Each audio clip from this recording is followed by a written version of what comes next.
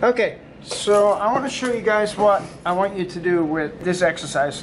This exercise is all about controlling your brush. It's the difference between working with a pencil or any pen or anything like that, or a marker, is that your brush is soft.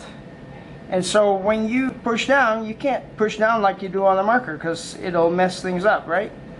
So you have to have a little bit more control.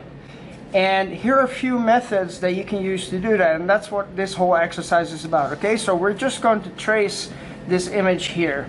So I'm first going to make my brush a little wet, and then I'll just get a little bit of the worst wetness out, and then we're going to grab a little bit of the paint here. And as you can see, you don't need much paint. I got way too much paint here already. That was the 2 pumps I did in the other video, okay? And then what you're going to do is hold your brush pretty straight up and make a line. Okay, now I'm going to show you this from a different angle so you can see how I get that kind of control, okay? And also notice that I'm using a wide brush. I'm trying to do a thin line, but I'm using a wide brush because actually this is a really nice thin surface that I can use here at the top.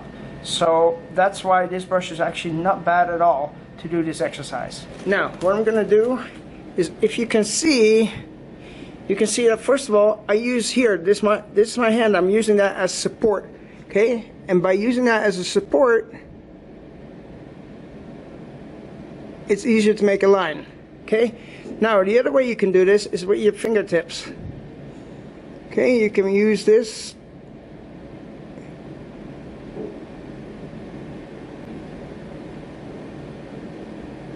as a support. This is very useful.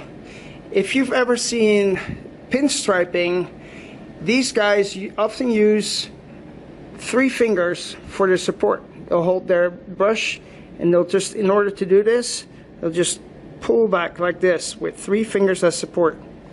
That's how they get these nice straight lines. Okay? Use your fingers for support. Okay, so here's another way that you can get some support. If you don't like using your fingers, or you want to use both, one way you can do it as well is have your arm, lay your arm flat, and this way you've got a little bit of distance. Now I'm still using my pinky. I like using my pinky still for support.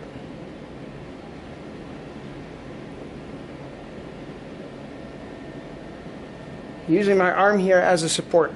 Another way that painters use support is with what they call a painter stick. What you can do is just put a stick out like this, and then you have a support for your hand in the first place. But the other advantage is that if you have lots of wet paint here and you don't want to put your hand in there or your fingers, then you can actually use this as a support to stop yourself from ruining your artwork.